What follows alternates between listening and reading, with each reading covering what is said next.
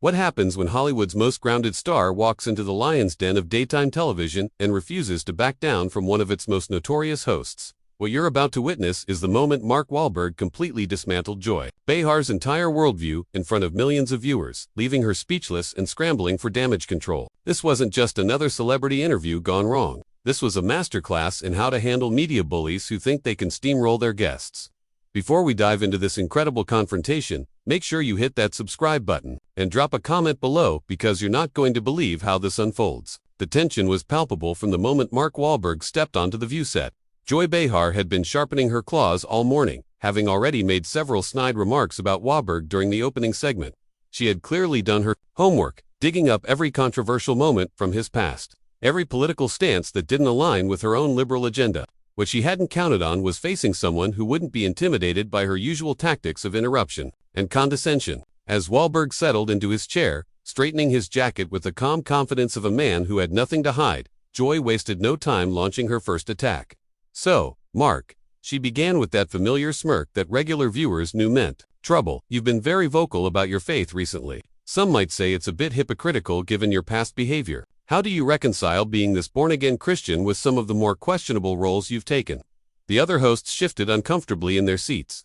Even they could sense that Joy was coming in hot, more aggressive than usual. Whoopi Goldberg shot her a warning glance, but Joy was already locked and loaded, ready to tear into her guest with the ruthless efficiency of a seasoned prosecutor. Mark's response was measured, his voice steady. "Well, Joy, I think the beauty of faith is that it's about redemption and growth. I'm not the same person I was 20 years ago, and I hope I'm not the same person I'll be 20 years from now. My faith has taught me to be honest about my mistakes and to try to be better every day." Joy leaned forward, sensing what she thought was weakness. "But don't you think it's convenient timing? Your career hits a few bumps and suddenly you find God. It seems like a pretty calculated move to me." The studio audience murmured, some clearly uncomfortable with the hostile tone Joy was taking. Mark's jaw tightened slightly, but his composure remained intact. This was exactly the kind of attack he had expected, the kind of cynical worldview that assumed every genuine moment was somehow manufactured for public consumption. "I found God long before any career bumps, Joy. But even if that weren't the case, I'm not sure why seeking something greater than yourself would be seen as calculated rather than human. Isn't that what we all do when we're struggling? Look for something to help us through." Joy wasn't satisfied with his reasonable response. She had come prepared for battle, and she wasn't about to let him off the hook with what she saw as generic celebrity talking points. "That's a nice soundbite, Mark, but let's talk specifics. You've made millions playing tough guys in action heroes, glorifying violence on screen, and now you want us to believe you're this peaceful, faithful family man. Which version of Mark Wahlberg are we supposed to believe?" The question hung in the air like a challenge. The other hosts remained silent, letting Joy take the lead in what was clearly becoming more of an interrogation than an interview. Mark took a deep breath, and for a moment it seemed like he might retreat into the safe zone of diplomatic celebrity responses. Instead, he did something that caught everyone off guard. He smiled, not the practiced Hollywood smile that audiences were used to seeing, but a genuine expression of someone who had just recognized a familiar pattern of behavior. "You know what, Joy? I think you're asking the wrong question. The question isn't which version of me you should believe. The question is why you seem so invested in not believing that people can change for the better. What is it about the idea of redemption that bothers you so much?" Joy's eyes widened slightly. She clearly hadn't expected him to turn the table so quickly, to shift from defense to a gentle but pointed offense. "I'm not bothered by redemption, Mark. I'm bothered by celebrities who think they can rebrand themselves whenever it's convenient and expect everyone to just forget their past. And I'm bothered by people who seem determined to keep others trapped in their worst moments," Mark replied, his voice gaining strength. "You talk about my past like it's some kind of gotcha moment, but everyone in this room has things they're not proud of. The difference is, most people don't have their mistakes broadcast for entertainment." The studio had gone completely quiet. Even the camera operators seemed to sense that something significant was happening. Joy, for perhaps the first time in years, found herself without an immediate comeback. She had expected to be dealing with a defensive celebrity trying to protect his image, not someone who was willing to challenge her fundamental approach to confrontation. "I think there's a difference between accountability and public shaming," Mark continued, pressing his advantage. "You seem to confuse the two. Accountability is about taking responsibility and making amends. Public shaming is about keeping people down so you can feel superior. Which one do you think you're doing right now?" Joy's face flushed red. She wasn't used to being called out so directly, especially not by someone she had clearly underestimated. "I think I'm doing my job, which is asking tough questions that our viewers want answered." No, Mark said quietly. I think you're doing what you always do. You're trying to tear someone down because it makes good television. But here's the thing, Joy, I'm not going to play that game with you. I'm here to talk about my work, my family, and yes, my faith. If you want to have a real conversation about any of those things, I'm all for it. But if you just want to score cheap points by bringing up things I've already addressed and made amends for, then maybe we should wrap this up now. The power dynamic in the room had completely shifted. Joy, who had started the interview as the predator, suddenly found herself in the uncomfortable position of being the one under scrutiny. The other hosts were watching with barely concealed fascination as their usually dominant colleagues struggled to regain control of the situation. Joy's nostrils flared as she realized her usual intimidation tactics weren't working. She had built her career on bulldozing guests who dared to push back. But Mark Wahlberg wasn't playing by the rules she had established over years of unopposed attacks. Sensing she was losing control, she decided to escalate with the kind of personal attack that had made her infamous. Let's talk about your political views then, since you want to be so holier than thou. Joy snapped, her voice dripping with condescension. You supported certain candidates that I think most decent people would find abhorrent. How do you square that with this new Christian persona you're pushing? Mark's expression didn't change, but something shifted in his posture. He leaned back slightly, the movement of someone who had just recognized that we're dealing with exactly the kind of person he had hoped to avoid. There it is, he said quietly, almost to himself. There's what? Joy demanded, clearly frustrated that her attack hadn't landed the way she intended. The real Joy Behar, Mark replied, his voice carrying a weight that made everyone in the studio lean forward. The one who thinks that anyone who doesn't share her exact political beliefs is somehow morally deficient. Tell me something, Joy. When did political disagreement become a character flaw? Joy's jaw dropped. She was used to celebrities cowering when she brought up politics, either desperately trying to appear neutral or scrambling to align themselves with her views. She wasn't prepared for someone who would challenge the premise of her question entirely. I never said that, Joy protested. But her voice lacked its usual conviction. You didn't have to say it, Mark responded. It's in every word you've spoken since I sat down. You've decided that because I don't see the world exactly the way you do, I must be either stupid, evil, or fake. There's no room in your worldview for the possibility that good people can look at the same information and come to different conclusions. The other hosts were now visibly uncomfortable. Sunny host was fidgeting with her papers while Sarah Haynes kept glancing between Joy and Mark like she was watching a tennis match. Even Whoopi seemed unsure of how to intervene without making things worse for Joy. That's not true, Joy insisted, but her voice had lost its edge. I respect different viewpoints. Mark actually laughed. Not mockingly, but with the kind of genuine amusement that comes from hearing something so obviously untrue. Joy, in the last 10 minutes, you've questioned my faith, my sincerity, my character, and my intelligence. All because I won't apologize for being who I am. If this is how you treat people you respect, I'd hate to see how you handle people you actually disagree with. Joy's face was now completely red. She was trapped between doubling down on her aggression and admitting that Mark had a point. Either choice would be a loss for her, and everyone in the studio could sense it. I think you're being overly sensitive, Joy tried, falling back on the classic tactic of gaslighting her opponent. Am I? Mark asked, his voice calm but firm. Let me ask you something, Joy. When was the last time you had a guest on this show who disagreed with you politically, and you didn't spend the entire interview trying to embarrass them or change their mind? When was the last time you actually listened to understand rather than listen to respond? The question hung in the air like a sword. Joy opened her mouth to answer, then closed it again. She was clearly struggling to come up with an example, and her silence was more damning than any admission could have been. I'll make it easier, Mark continued, pressing his advantage. Can you name one conservative guest you've had on this show that you treated with the same respect you show your liberal guests? Just one. Joy's mouth worked soundlessly for a moment before she managed to sputter. I treat all my guests fairly. Do you though? Mark asked, his tone gentle but relentless. Because from where I'm sitting, it seems like you have two completely different interview styles, one for people who agree with you, where you're warm and supportive and ask softball questions, and another for people like me, where you come out swinging from the first question, looking for any weakness you can exploit. The studio audience had gone completely silent. This wasn't the usual back and forth they were used to seeing on The View. This was a complete dismantling of one of the show's most aggressive hosts by someone who refused to be intimidated. I ask tough questions, Joyce said weakly, clearly grasping for any defense she could find. No, Mark replied, shaking his head. You ask gotcha questions. There's a difference. A tough question is designed to get information or insight. A gotcha question is designed to make someone look bad.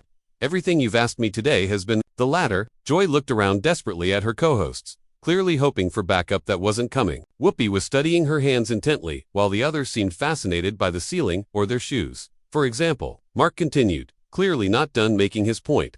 Instead of asking me about my faith journey in a way that might actually inform your viewers, you immediately questioned whether it was genuine. Instead of asking about my political views to understand my perspective, you labeled them as abhorrent before I even had a chance to explain them. You're not interested in having a conversation, Joy. You're interested in having a confrontation. Joy's breathing had become noticeably shallow. She was experiencing something she hadn't felt in years on this set.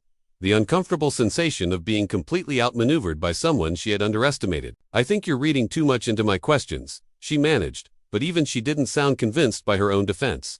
Mark smiled again, the same genuine expression that had caught Joy off guard earlier.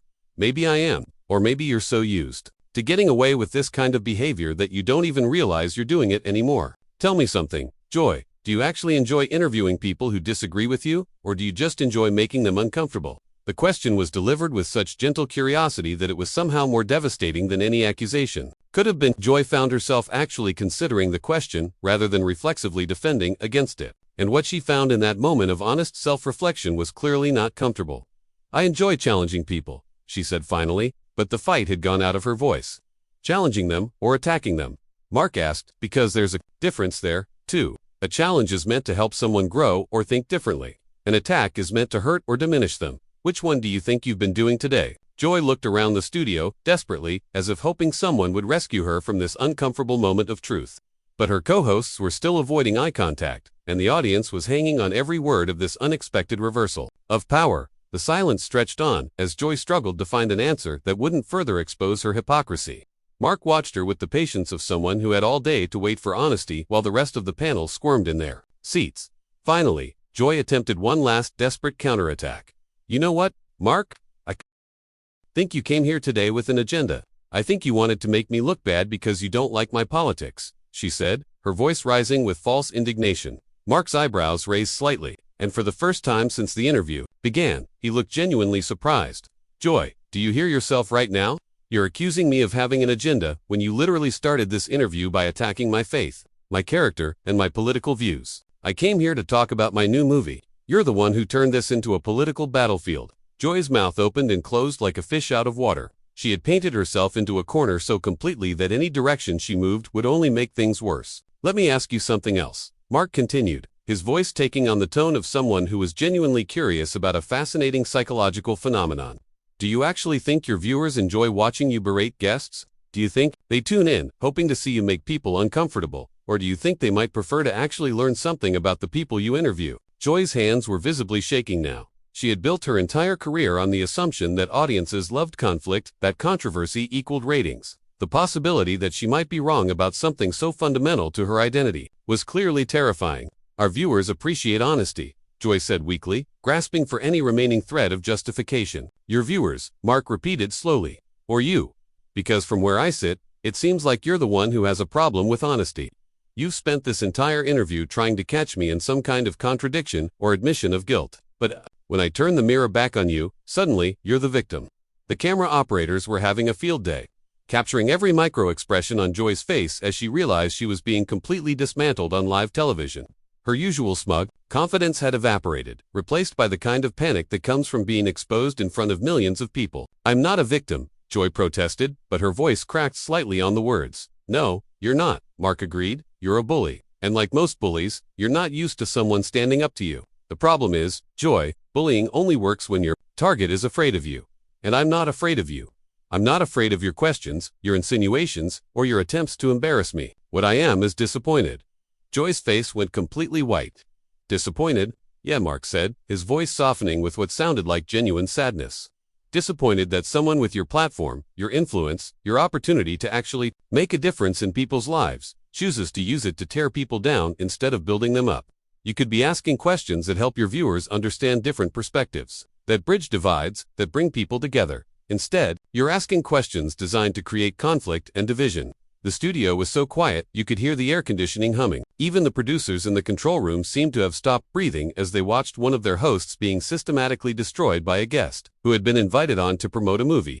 You want to know what I find really sad about all this? Mark continued, leaning forward slightly. I bet underneath all this anger and hostility, you're probably a decent person. I bet you have people in your life who love you, who see something in you that you don't show on this program. But you've created this persona, this character of the attack dog host, and now you're trapped in it. You can't have a normal conversation anymore because you've forgotten how Joy's eyes were actually welling up with tears. Whether from rage, humiliation, or the uncomfortable recognition that Mark might be right, it was impossible to tell. But for the first time in the entire interview, she looked genuinely human rather than like a media attack machine. I don't know what you want me to say, Joy whispered, her voice barely audible. I don't want you to say anything, Mark replied gently. I want you to think about something. Tonight, when you go home and you're away from the cameras and the audience and the pressure to be controversial, I want you to ask yourself a simple question. Are you proud of the person you were today? Not the host, not the character, but the person. Are you proud of how you treated another human being? Joy's composure finally cracked completely.